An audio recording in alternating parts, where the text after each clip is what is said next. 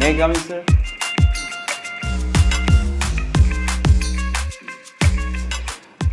Sir এই যে নতুন প্রজেক্টটা স্যার, এই যে প্রথম প্যারাটাতে স্যার ডিটেলস লেখা আছে, আর সেকেন্ড প্যারাটাতে স্যার সবার মতামত দেওয়া আছে, আর মাঝখানের প্যারাটাতে স্যার সবার। রিয়া, আসো আসো, বসো।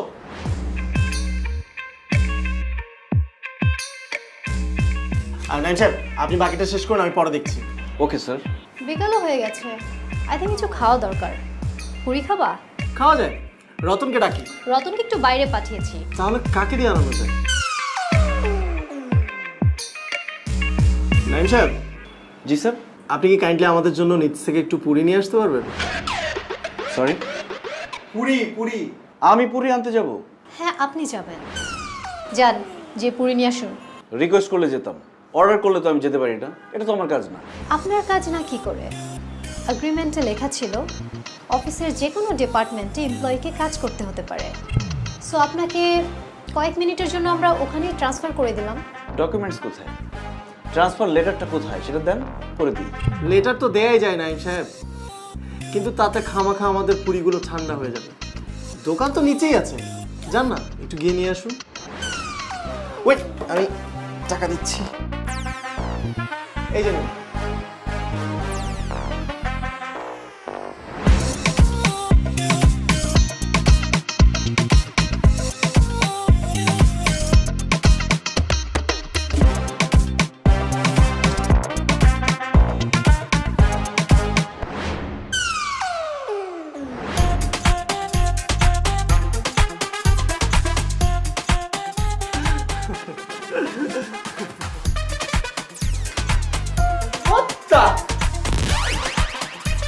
এসব কি? স্যার পুরি, পুরি চেনেন না? খায়। তাই বলে এতগুলো পুরি কেন? এতগুলো পুরি কে খাবে? স্যার আপনি তো আমাকে বলেন নাই কতগুলো পুরি আনতে হবে, তাই আমি ভাবলাম যতগুলো টাকা দিয়েছেন সবগুলো দিয়ে পুরি নিয়ে যাই। Are you crazy? এতগুলো পুরি কে খাবে? আর এভাবে ওয়েস্ট করার মানে কি?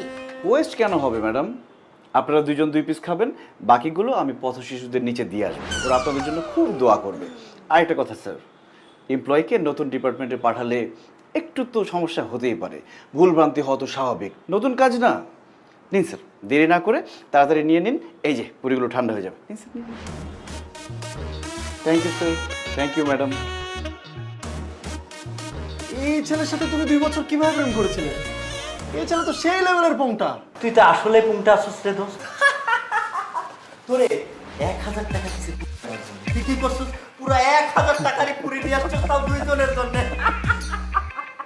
এই কাজটা কেন করছি জানিস? যাতে ফার্দার আমাকে এই ধরনের কোনো অর্ডার দিতে না পারে। কিন্তু তুই যাই করছ না কেন দোস্ত, রিয়া পারে দেখেই বোঝা যায় না যে সে এত বড় লোকের মেয়ে, কিন্তু তার আচার আচরণটা একেবারে ডাউন টু দা আর্থ। কিন্তু এখন আমার সাথে যে আচার আচরণ শুরু করছে, আমি তো তাকে খুব একটা ভালো বলতে পারি না। তুই একটা কাজ কর দোস্ত, তুই রিয়া আপার সাথে আবার রিলেশনশিপ শুরু কর, তাহলে একসাথে রাজ্য এবং রাজকন্যা তুই পেয়ে যাবি। ওর কি মাথার তার সব ছিঁড়ে গেছে? নেড়া বেলতলা একবারই যায়। তুই বারবার যাবি? তুই কি নেড়া নাকি? তোর মাথা ভর্তি কেশ কালো চুল, তুই বেলতলায় বারবার যাবি। Bad job. তাহলে তোর একটা গুড সাজেশন দেই, রিয়া আপা যেহেতু তোর বস হয়েই গেছে, তুই তো 2 মাসের আগে ওখান থেকে বের হইতে পারবি, 2 মাস তোর থাকাই লাগবে। তাই তুই মেনে নে। কি মেনে নিব? রিয়া আপারে বস হিসাবে। পানিতে কুমিরের সাথে লড়াই করতে 1-2 ঘন্টায় ভালো, কিন্তু শেষমেশ কি হয় জানো? কুমিরই জিতে। তোর কি দরকার কুমিরের জিততে দেওয়া? তার থেকে তোর কুমিরের এইটা বুঝতে দেওয়া উচিত না যে তুই তার পক্ষেরই লোক। এটা অবশ্য ভালো একটা বুদ্ধি দিছিস, ঠিক আছে সেটা করা যাবে, কিন্তু আমাকে যদি এসব উল্টাপাল্টা অর্ডার দেয়, আমি কিন্তু ছাইরা কথা বলবো না। এরপরে যে কি করবো আমি নিজেও জানি না। হ্যাঁ।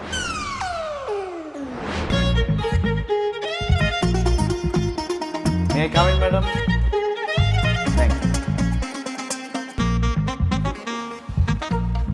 ম্যাডাম, আপনার লাস্ট মেইলটা দেখলাম, খুব সুন্দর ইনস্ট্রাকশন দিয়েছেন, এত সুন্দর করে আপনি পয়েন্টগুলো তুলে ধরেছেন, আমি জাস্ট অবাক হয়ে গেছি কিভাবে সম্ভব। আপনার পয়েন্ট অফ ভিউ যে ডিফারেন্ট সেটাই প্রুভ হয়েছে। ক্লায়েন্টকে দেখালে তারা তো খুবই খুশি হবে, মানে কনভিন্স হবে নিশ্চিত। নাইম সাহেব, আপনি একটা কাজ করুন, আপনি নিচ থেকে গিয়ে 4টা কলা নিয়ে আসুন। 4টা মানে এক হালি। এই যে নিন 50 টাকা, 4টা 40 টাকা আর 10 টাকা আপনার টিপস। এবার কিন্তু সব ডিটেলস বুঝিয়ে বললাম, এবার আর কোনো ভুল করা যাবে না। তো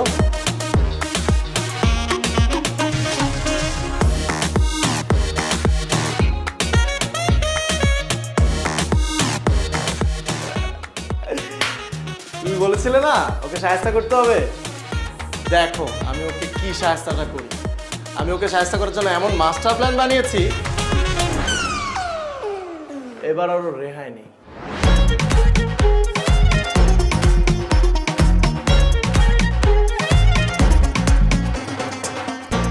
স্যার এটা কি? স্যার ম্যাশড বেনানা নিজ হাতে হাত হাইজিন করে তারপরে এই অবস্থা করেছি। স্যার দেখুন 4টা কলাই কিন্তু কিনেছি, প্রমাণস্বরূপ ছিলকাগুলো নিয়ে এসেছি, আর 10 টাকা টিপস দিয়ে এসেছি দোকানদারকে। আপনার জন্য অনেক অনেক দোয়া করবে। আমি কি আপনাকে ম্যাশ বানানা আনতে বলেছি? স্যার আপনি তো আসতেও আনতে বলেননি, নতুন ডিপার্টমেন্ট তো তাই একটু ভুলভ্রান্তি হতেই পারে, তাই না ম্যাডাম? তাছাড়া আমি ভাবলাম আমার স্যার কলা খাবে, সে কেন কষ্ট করে কলা ছিলে কামড়ে কামড়ে খাবে। এমন অবস্থা করেছি আপনি শুধু মুখে দিবেন আর কত করে গিলে হাঁসের মতো খেয়ে ফেলবেন, খুব মজা লাগবে। স্যার এটা পানি হয়ে যাওয়ার আগে তাড়াতাড়ি খেয়ে নিন। খুব ভালো কাজ করেছেন আপনি। এবার আমি আপনাকে আরেকটা কাজ দিই, অবশ্য এই কাজটা আপনার ডিপার্টমেন্টেরই, অন্য কোনো ডিপার্টমেন্টের না। এই যে এই ফাইলগুলোতে আমাদের পুরো বছরের হিসাব আছে। এই ফাইলগুলো সারা রাত যতক্ষণ লাগুক আপনি চেক করে দেখবেন এবং এটার একটা সামারি রেডি করে রাখবেন, যাতে আমরা একটা গ্লান্স দেখেই বুঝে ফেলতে পারি যে আমাদের অ্যাকাউন্টসের কী অবস্থা। আর আজকে যত রাতই হোক এটা শেষ করে তারপর যাবেন, আর এটা আমাদের অর্ডার। স্যার আপনি চাইলে আমি আস্ত কলা কি আবার এনে দেবো, আর কাজটা কি আজকেই লাগবে? Yes, it's urgent. যত রাতই হোক কাজটা শেষ করেই বাসায় যাবেন, ঠিক আছে? যান কাজটা শুরু করুন, নাহলে তো কালকে আসতে পারবেন না। আর হ্যাঁ, কলাটা আপনি খেয়ে নিন, এমনি তো আজকে প্রচুর এনার্জির দরকার হবে।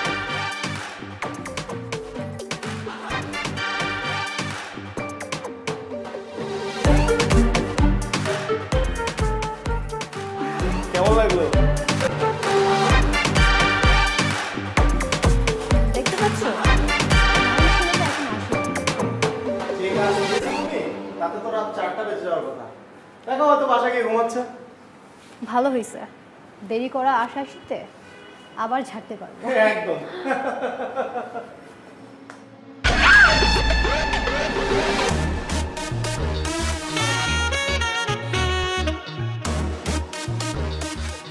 Ratan morning. Thank you so much. Sir চাটা কেমন হয়েছে? চমৎকার। দারুণ স্যার, করুণীতে। কি ব্যাপার মিস রিয়া, আপনি ওনাকে মারলেন কেন? অফিস টাইমে অফিস কর্মীর গায়ে হাত, এটা তো শ্রমিক আইন লঙ্ঘন। অফিস টাইমে টেবিলে মশারি টানিয়ে ঘুমানো কোন আইনে পড়ে মিস্টার নাইম? আপনি আমাকে যে কাজ দিয়েছেন সেটা শেষ করতে আমার কালকে রাত 3টা বেজে গেছে, আর আমাকে অফিস থেকে কোনো ট্রান্সপোর্ট দেওয়া হয়নি যে আমি বাসায় যাব। বাসায় গেলেও যে আমি বাসায় ঢুকতে পারতাম তার কোনো গ্যারান্টি নাই, কারণ আমার বাড়িওয়ালা একটা খাটাস, সে 11টার পরে বাসায় ঢুকতে দেয় না। আর বাসায় ঢুকলেও যে আমি টাইম মতো অফিসে ফিরতে পারতাম তারও কোনো গ্যারান্টি ছিল না। এই জন্য আমার কাছে এটা বেস্ট অপশন মনে হয়েছে, আমি এখানে মশারি দিয়ে ঘুমিয়েছি। রতন তোমাকে অসংখ্য ধন্যবাদ, তুমি মশারি এবং বালিশের ব্যবস্থা করে দিয়েছো। যাও, প্রতিবাদ করেছি কিন্তু তুমি বিচার পাবা না, এই ব্যাপারে শিওর থাকো।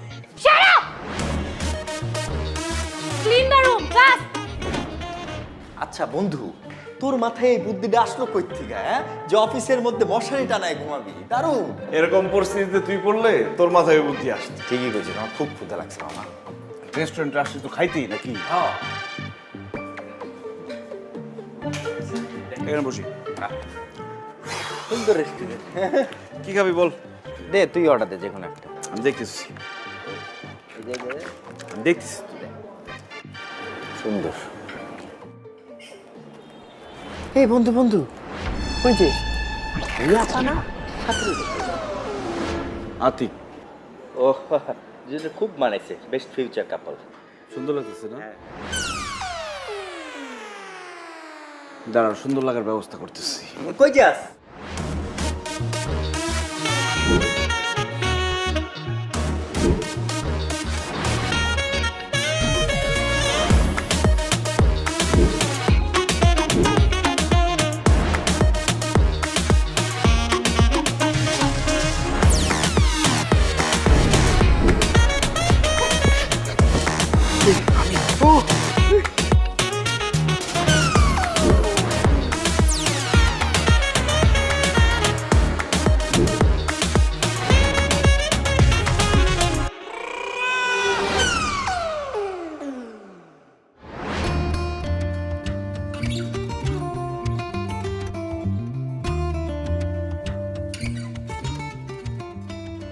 কফি খাবা?